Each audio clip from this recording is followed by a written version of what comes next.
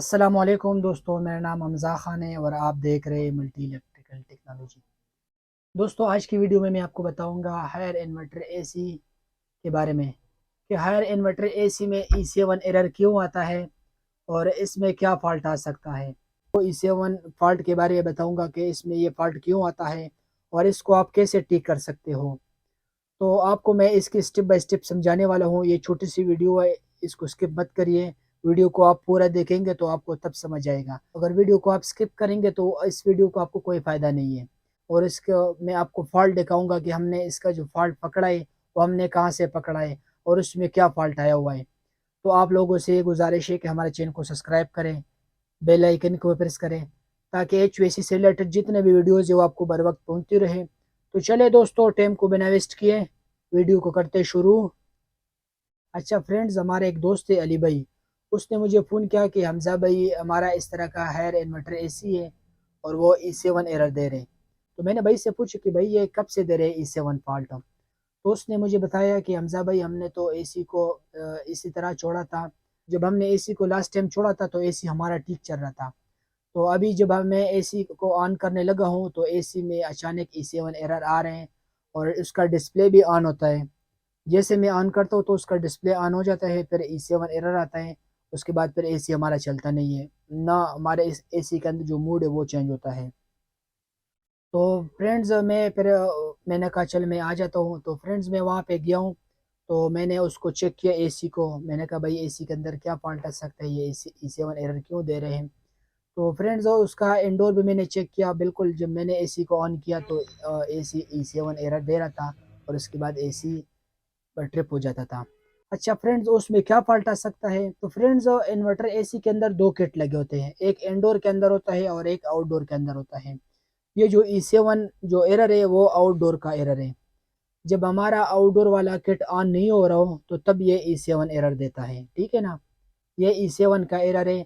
ये क्यों आता है फ्रेंड्स, ये हम लोग जब एसी को ऑफ करते हैं तो हम लोग एसी को वैसे ही छोड़ लेते हैं, मतलब हम इसका जो पावर वो ऑफ नहीं करते हैं। तो कुछ अरसे के बाद ये बिजली अप डाउन होने की वजह से भी यह फॉल्ट आ सकता है। इसके अंदर ट्रांजिस्टर होते हैं छोटे छोटे, वो मैं अभी आपको दिखाता हूँ। वो जले हो तब भी ये मसला हो सकता है। और उसका बहरहाल ये उसका जो फॉल्ट है वो आउटडोर का किट का फॉल्ट है, ठीक है ना। अच्छा फ्रेंड्स, अगर आपको एसी के बारे में नॉलेज है तो आप किट को निकाल लिए। अगर आप कस्टमर हो, आपने निकालना हो तो आपने भी इसको बड़ा ध्यान से निकालना है। अच्छा फ्रेंड्स, इसकी किट हमने कैसे निकालनी है इस बात का बड़ा ध्यान करना है। फ्रेंड्स एसी के ऊपर टॉप पे भी स्क्रू लगे होंगे और उसके फ्रंट पे भी स्क्रू लगे होंगे, उसको आपने अच्छी तरह से खोल लेना है। अच्छा उसको आपने अच्छी तरह से खोल लेना है, ठीक है ना। इसको हमने खोल दिया। अच्छा उसके बाद फिर आपने इसकी जो वायर वगैरह हो गए होते हैं आउटडोर के वायर, वो भी आपने इसमें से खोल लेने हैं।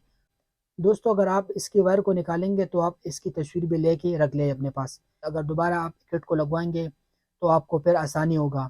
अगर आप वायर को उल्टा लगवाएंगे तो एसी हमारा चलेगा नहीं, ठीक है ना। तो आपने इस बात का बड़ा ध्यान करना है। और दूसरी बात दोस्तों, आपने जब इसको किट को निकालना हो तो इसके किट के साथ 4 सेंसर लगे होते हैं। हमारे आउटडोर के अंदर 4 सेंसर होते हैं। वो 4 सेंसर को आपने निकालना है अच्छी तरीके से। उसकी जो जैक होते हैं, पिन होते हैं, वो उसको आपने आराम से निकालना है, उसको खींचना नहीं है। और वो टूट गया तो तब भी मसला होता है। फिर आपको पता है न्यू मॉडल के एसी है, उसकी जो सेंसर है वो आपको मिलते नहीं मार्केट में, ठीक है ना। एक और बात, जब आपने कंप्रेसर के वायर निकालने हो तो आप उसकी पिक्चर लिया करें या एक छोटी सी वीडियो बना लिया करें, ताकि आपको पता हो कि भाई आपने कैसे वायर को निकाले, ठीक है ना। और दोबारा आप वायर लगवाएंगे तो आपको आसानी होगा कि भाई हमने कहाँ से कौन सा वायर कहाँ कहाँ से हमने निकाला था, ठीक है फ्रेंड्स। अच्छा फ्रेंड्स, मैं आपको अब इसकी फॉल्ट के बारे में बताता हूँ कि इसमें क्या फॉल्ट था। ये किट को हमने खोल दिया और हमने इस तरह करना है, इसके बैक साइड पे स्क्रू लगे हुए हैं। अच्छा इसकी जो ढक्कन है उसको हमने खोल लेना है और मैं अभी आपको दिखा देता हूँ।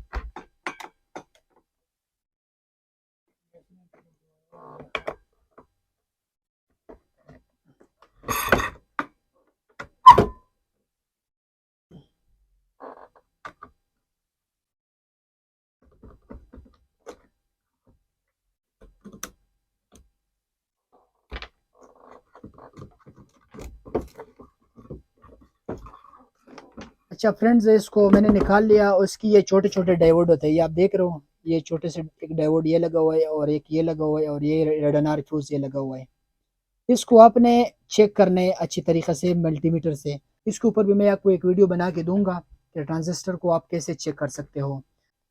अच्छा फ्रेंड्स, इसको यहाँ पे फॉल्ट आ सकता है। ये आप ट्रांजिस्टर देख रहे हो, यहाँ पे डायोड, ये डायोड ये लगा हुआ है, और ये छोटे छोटे डायोड हमारे यहाँ पे लगे हुए, एक यहाँ पे लगा हुआ है और ये नीचे भी एक लगा हुआ है। और ये रेड एनआर फ्यूज हो, ये ओड़ा हो, तब भी ये फॉल्ट आ सकते हैं, हमारा किट ऑन नहीं होते हैं, ये E7 का एरर आता है। बल्कि मैं इसे थोड़ा सा जूम कर लेता हूँ ताकि आप लोगों को सही समझ आ जाए। अच्छा फ्रेंड्स, ये आप देख रहे हो, ये जो नीचे जगह हीट हो चुकी है, इसी जगह में मसला था, और इसके ऊपर कहीं बिजली अप डाउन आई है तो इस वजह से ये फॉल्ट बना हुआ है। तो ये E7 एरर दे रहा था।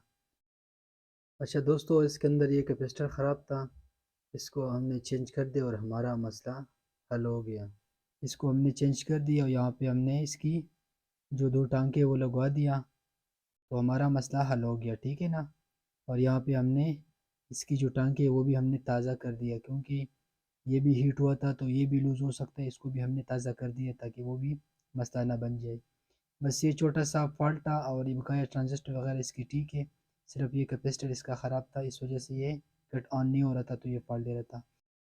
अच्छा दोस्तों, यहाँ पे 4 सेंसर लगे होते हैं, हमने इसकी जो जैक है वो सिर्फ उतारने, हमने सेंसर को आउटडोर के साथ ही रहने देने, ठीक है ना।